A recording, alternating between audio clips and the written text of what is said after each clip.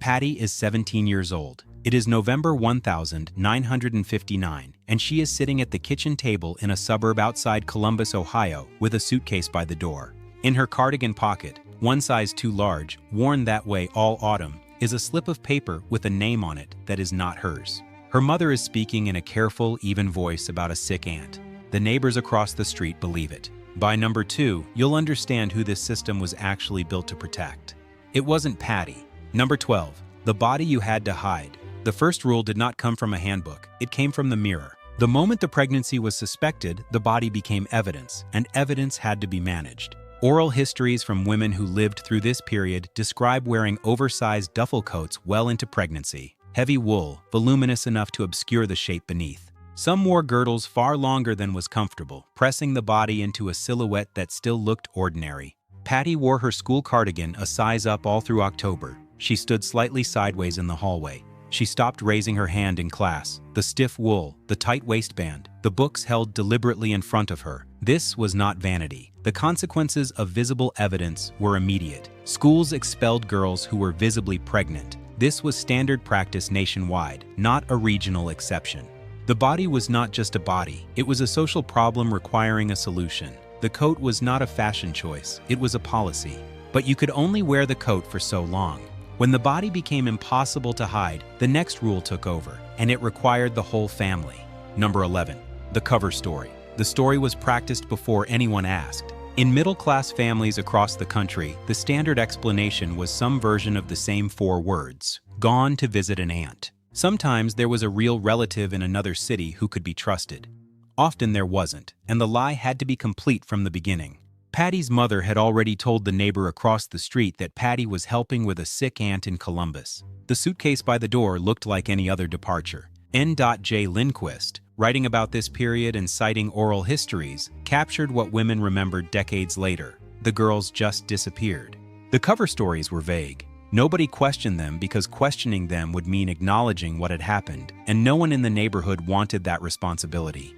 The cover story was not just a lie, it was a family project. Everyone rehearsed it. It bound a household together around the girl's absence. Her parents, her siblings if she had them, her extended family who knew. They all carried the same story. The neighborhood believed it because the neighborhood needed to.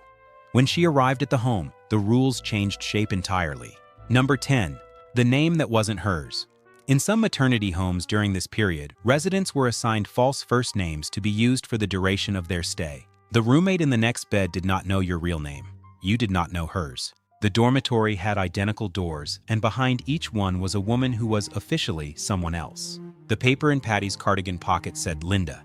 She would answer to Linda until she left. The sound of the wrong name, the slight pause before answering, the hallway with identical doors. This was not cruelty in the conventional sense. It was architecture. 2 women who shared a room for 2 months, who might have supported each other, couldn't find each other afterward. The false name erased the connection before it could form. No record, no one to call, no one to say, years later, I was there. So were you. She had a new name. She also had new rules about who she could reach. Number 9, the restricted world. Contact with family was often restricted. In some documented homes, letters were held at the front desk and visiting hours were limited or supervised. In one home in Buffalo, New York, residents reportedly had no access to calendars. Some did not know the exact dates of their own deliveries. Patty was allowed 1 supervised letter home per week. She wrote carefully, aware it might be read. The front desk with a stack of envelopes. The supervised sitting room. The pen moving with deliberate restraint across the page. Isolation was not accidental. A woman with no outside contact had no one to offer her an alternative perspective. No one to say there were other options. No one to say you could fight this. The restricted world made the institution's version of events the only version of events available. The plan was already in place before she arrived. The restrictions guaranteed she would be less likely to resist it. Inside those walls, there were rules about what she was supposed to understand about herself. Science had already decided. Number 8. The diagnosis. Social worker and theorist Leontine Young published a study in 1954, Out of Wedlock, through McGraw-Hill, that circulated widely among social workers and maternity home administrators for the next decade. Its central argument was that unwed pregnancy was not accidental. It was purposeful, a symptom of psychological disorder. The woman who became pregnant outside of marriage was not a young person who had made a mistake. She was neurotic. She was emotionally unfit. And an emotionally unfit woman could not be trusted to raise a child. Patty sits across from a social worker who has a clipboard and speaks in a calm, professional voice. The social worker is not unkind. She genuinely believes she is helping. The clean institutional light. The form that asked questions in a language hard to challenge. This was not religious moralizing dressed in medical language. It was the most credentialed version of the era's consensus. Professional journals published articles during this period, specifically advising social workers on how to guide mothers towards surrender. The clipboard made it official. The diagnosis was decided before she walked through the door. The outcome was already settled. But first, there were rules about the birth itself and what she was permitted to know. Number 7. What she wasn't told about labor. Information about labor and delivery was deliberately withheld from women in many homes. No preparation, no explanation of what to expect. When contractions began, the experience arrived like something she had never been allowed to anticipate. In some documented cases, women were left alone during labor. They were moved to wards separated from the maternity ward, away from other new mothers, away from the sounds of ordinary births happening to married women in the expected way. Polished floor. The particular silence of a room that is not the maternity ward. A ceiling tile. The physical isolation was not negligence. It was designed to reduce the chance of bonding before the paperwork arrived. A woman who was frightened, unprepared, and alone during birth was less likely to resist the next step. That was the point. Until now, the rules lived in coats and cover stories, false names and clinic forms. The next ones are different. These rules live in paper: what she was allowed to sign, what had already been decided, and what the institution needed her to do before she was allowed to leave. Number 6. The baby she might not be allowed to hold. After the birth, some women were told they could not see the baby unless they had signed the surrender papers. Access to the nursery was conditional. The baby was placed in a ward she was steered away from, behind glass, in a room with a sound she could hear from the corridor. She gave the baby a name. That name did not survive. Original birth certificates were sealed in most states by the 1940s and 1950s. The amended certificate that replaced it listed a family she had never met, as if they were the only family the baby had ever had. Her name was removed from the official record. The glass. The faint sound from the other side of it. The weight of her own arms with nothing in them. If she refused to sign, the financial consequences were real. Many homes covered room and board and medical care only on the condition that the child was surrendered. Those who resisted could face what amounted to a bill for the stay. In some documented cases, women who refused were threatened with committal. The system had answers for resistance. None of them were in her favor. Number 5. The paper she signed while foggy. The era's standard anesthetic was sometimes called twilight sleep, a combination of drugs intended to dull pain and, in many cases, suppress memory. Women recovering from this, or from other medications given after delivery, were sometimes presented with relinquishment papers while still not fully conscious. Some oral histories describe not remembering the pen being placed in their hand. Others remember the scene in fragments: the overhead light, a figure beside the bed, the scratch of a signature. In some documented cases, additional drugs, including scopolamine, were given post-birth. Signatures were obtained during the haze they produced. Lactation suppressants were administered in some instances without explicit consent. The too bright overhead light. The smell of antiseptic. A hand that felt very far away. Once the paper was signed, the original birth certificate was sealed. The mother's name disappeared from the official record. For her, this looked like an ending. In the official files, it was a beginning. The beginning of a new family for the child, and a permanent erasure for her. Number 4. The rule of not grieving. She took the bus home in January. She had been gone since November. Her room was the same. Her mother had made the bed. The social workers, the parents, the advice columns of the period, they all carried the same assurance. She would move on. She would heal. She would forget. This was presented not as a wish, but as a professional certainty. The promise was false.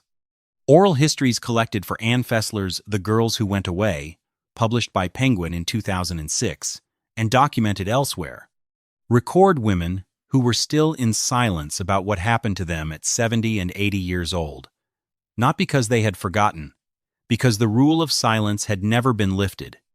The cold bus window, her own reflection, the familiar smell of a childhood bedroom, the bed made too neatly. A woman who was not permitted to name what had happened could not challenge it. The silence was not a side effect of the system. It was the last instruction she received before she left. Number 3. The school that didn't take her back. The expulsion of pregnant girls from schools was standard practice nationwide. It was not written into law as a requirement it didn't need to be. Principals and school boards treated it as self-evident. A girl who was visibly or known to be pregnant did not belong in a classroom. Her absence was managed the same way the pregnancy was managed, quietly, efficiently, and without an announced policy that could be challenged. The empty desk. Chalk dust. The sound of the first bell from outside the building. The rule applied only to girls. The boy who had been equally involved was still at his desk.